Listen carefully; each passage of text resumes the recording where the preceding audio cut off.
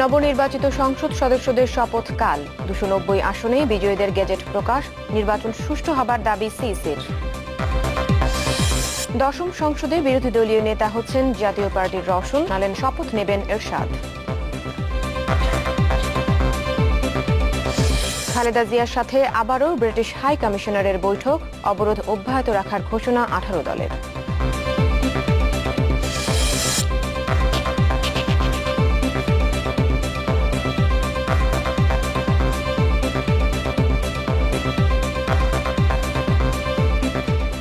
News 24 আপনাদের সাথে আছি আমরা দুজন, আমি সাবিহা নিগার দৃষ্টি এবং আমি মাহবুবুল হক ওসমানী। শিরোনাম শুনছিলেন, এবারে জানাবো পুরো খবর। নবনির্বাচিত সংসদ সদস্যরা আগামীকাল শপথ নেবেন। স্পিকার শিরিন শারমিন চৌধুরী তাদের শপথ পাঠ করানোর কথা রয়েছে। সংসদ সচিবালয় এসব কথা জানিয়েছে। দশম জাতীয় সংসদে নির্বাচিতদের নামের তালিকা গেজেট আকারে প্রকাশের পর পাঠানো হয়েছে সংসদ সচিবালয়। এরপরই শুরু হয় শপথ অনুষ্ঠানের আয়োজন। নির্বাচনের 4 দিনের মাথায় শপথ নিতে যাচ্ছেন দশম জাতীয় সংসদ নির্বাচনে নবনির্বাচিত সংসদ সদস্যরা। এরই মধ্যে প্রকাশিত হয়েছে 290 জন সংসদ সদস্যের নামের গেজেট। শপথ গ্রহণ অনুষ্ঠানের পর রাষ্ট্রপতি সংসদ অধিবেশন ডাকবেন, আর এর মাধ্যমেই বিলুপ্ত হবে বর্তমান নবম সংসদের মেয়াদ। যাত্রা শুরু করবে নতুন সংসদ। এর আগে গত 5 জানুয়ারি বিরোধী জোটের ভোট বর্জনের মধ্য দিয়ে অনুষ্ঠিত হয় দশম জাতীয় সংসদ নির্বাচন। বহু জল্পনা কল্পনার পর মঙ্গলবার নির্বাচন কমিশন জানায় প্রায় 40% ভোট পড়েছে এবারের নির্বাচনে। নির্বাচনের একদিন পর গণভবনে আয়োজিত সংবাদ সম্মেলনে প্রধানমন্ত্রী জানায়, ভোট যতটুকু হয়েছে তাতেই তিনি সন্তুষ্ট। জনগণ যে ভোট দিতে পেরেছে আমি তাতেই সন্তুষ্ট, যতটুকু দিয়েছে ততটুকুই যথেষ্ট। এর পরের দিন নির্বাচন ও নতুন সরকার গঠন নিয়ে রাষ্ট্রপতির সাথে বৈঠক করেন প্রধানমন্ত্রী। তবে এত সব প্রক্রিয়ার মধ্যেও থেমে নেই বিরোধী জোটের কর্মসূচি। ঘোষণা আসে আন্দোলন চালিয়ে যাওয়ার। এ অবস্থায় নতুন সংসদের সামনে সবচেয়ে বড় চ্যালেঞ্জ দেশের আইন শৃঙ্খলা পরিস্থিতি নিয়ন্ত্রণে রাখা। সাদ বিন শফিক, চ্যানেল 24, ঢাকা। দশম জাতীয় সংসদ নির্বাচনের ফলাফল গেজেট আকারে প্রকাশ করেছে নির্বাচন কমিশন। গেজেট প্রকাশের 3 দিনের মধ্যেই নির্বাচিতদের শপথ নেয়ার বিধান আছে সংবিধানে। নানা সমালোচনা থাকলেও কমিশনের দাবি নির্বাচন সুষ্ঠু হয়েছে। তাছাড়া অনেক প্রতিকূলতার মধ্যে নির্বাচন সম্পূর্ণ করাকেও বড় অর্জন হিসেবে দেখছে কমিশন। রোববারের ভোটের পর বুধবার 290 আসনের ফলাফলের গেজেট প্রকাশ করল নির্বাচন কমিশন। আওয়ামী লীগ 229, জাতীয় পার্টি 33, স্বতন্ত্র আর অন্যান্য দল মিলে পেয়েছে 28টি আসন। নির্বাচিত হওয়ার পরও আচরণবিধি ভঙ্গের অভিযোগ প্রমাণিত হওয়ায় যশোর 1 ও 2 আসনের আওয়ামী লীগের 2 প্রার্থী গেজেট থেকে বাদ পড়েছেন। তফসিল থেকে শুরু করে নির্বাচন সম্পন্ন হওয়া মানে গেজেট হওয়া পর্যন্ত যে পর্যায়টা ছিল এইখানে আমরা শেষ করেছি। এর মধ্যে তাড়াহুড়ো করা নয়, দেরি করারও নয়। আর বাকিটা সংসদের উপরে, ওনারা কখন শপথ দিবেন, কখন কি ফর্ম করবেন, সেটা তারা দেখে বিবেচনা করে করবেন। ভোটার উপস্থিতি চোখে পড়ার মতো কম থাকলেও ফলাফল বলছে ভোট পড়েছে প্রায় 40%। সিইসির কাছে প্রশ্ন ছিল, এটা বিশ্বাসযোগ্য কিনা। কেন না, এটা তো ঠিকই বলেছেন। এটা তো আমাদের অফিসারদের কাছ থেকে লিখিত রিপোর্ট এসছে, কাজেই সেটা আমরা দেখছি এবং সেটাই পাবলিশ করছি।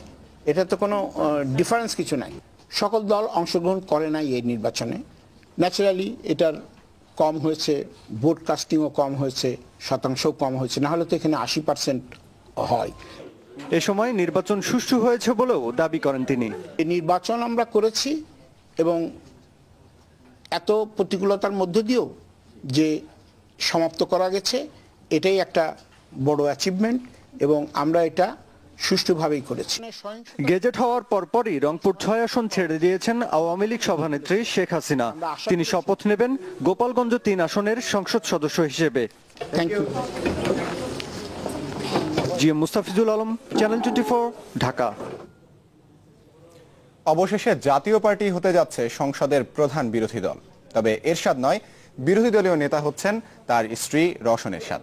সন্ধ্যায় সংসদ ভবনের মিডিয়া সেন্টারে সংবাদ সম্মেলনে এমন অনেকগুলো বিষয় পরিষ্কার করেন রওশন এরশাদ। এরশাদের নির্দেশেই দলটি নির্বাচনে অংশ নিয়েছিল বলেও দাবি করেন তিনি। আবার ঘোষণা করছি আমি জাতীয় পার্টি এই নির্বাচনে অংশগ্রহণ করবে না। এখন সিদ্ধান্ত নিয়েছি আমি নির্বাচনে যাব, এক পা অগ্রসর হয়েছি বিএনপিকে বলার জন্য আপনারা আসুন। নির্বাচন নিয়ে একবার এক এক কথা বলেছিলেন জাতীয় পার্টির চেয়ারম্যান হোসাইন মোহাম্মদ এরশাদ, তবে তার সর্বশেষ অবস্থান ছিল নির্বাচনে না যাওয়ার। জাতীয় পার্টি সব দল না আসলে নির্বাচনে অংশগ্রহণ করবে না। তারপরও দলের একটা বড় অংশ নির্বাচনে অংশ নেয়। রওশন এরশাদের এই সংবাদ সম্মেলনে দাবি করা হলো সেই নির্বাচনেও সমর্থন ছিল এরশাদের। বিরোধী দলবিহীন এই নির্বাচনে জাতীয় পার্টি কেন অংশ নিল তারও ব্যাখ্যা মিলল। গণতন্ত্রকে আমরা প্রাতিষ্ঠানিক রূপ দিতে চাই এবং সাংবিধানিক ধারাবাহিকতা আমরা অব্যাহত রাখতে চাই। সেই অব্যাহত রাখার জন্যই আমরা আজ এখানে নির্বাচনে অংশগ্রহণ করেছি। অনেকের প্রশ্ন আসে জাতীয় পার্টি কেন আসলো, জাতীয় পার্টির চেয়ারম্যান এর মধ্যে ইনভলভ নাই কেন? উনি আছেন, যে উনার নির্দেশেই কিন্তু আমরা এই কাজগুলো করছি, উনি আমাদের সঙ্গেই আছেন। তবে এই নির্বাচন আর নতুন সংসদ কি দেশের বর্তমান সংকট সমাধান করতে পারবে? এমন প্রশ্নের জবাবে বড় দু দলের সমঝোতা আর মধ্যবর্তী নির্বাচনের কথা বললেন রওশন এরশাদ। এখন তো বলাই হলো যে আবার যদি আলাপ আলোচনা ওনারা আসেন, বসেন, আলাপ করেন, আবার মধ্যবর্তী নির্বাচন একটা হতে পারে, অবশ্যই হতে পারে। সর্বদলীয় সব দলের অংশগ্রহণের মাধ্যমে নির্বাচন হওয়ার তো কারো আপত্তি তো নেই। নির্বাচনে জেতা এবং বিনা প্রতিদ্বন্দ্বিতায় নির্বাচিত এই দলটির সংসদ সদস্য এখন 33 জন। দ্বিতীয় সংখ্যাগরিষ্ঠ দল হিসেবে তারাই হচ্ছে প্রধান বিরোধী দল এবং তার প্রধান হচ্ছেন রওশন এরশাদ। আমাদের দলের চেয়ারম্যান উনি বলছেন আমি একজন সাবেক রাষ্ট্রপতি ছিলাম, রাষ্ট্রপতি থেকে আমি সংসদ দলের নেতা না হয়ে তুমি হও, আমি তোমাদের সবাইকে সাপোর্ট দিতেছি, আমার দোয়া রইল সবার প্রতি। উনি এই কথা বলেছেন, উনি শপথ নেবেন। তবে সরকারের মন্ত্রিসভা বা ঐক্যমতের সরকারে জাতীয়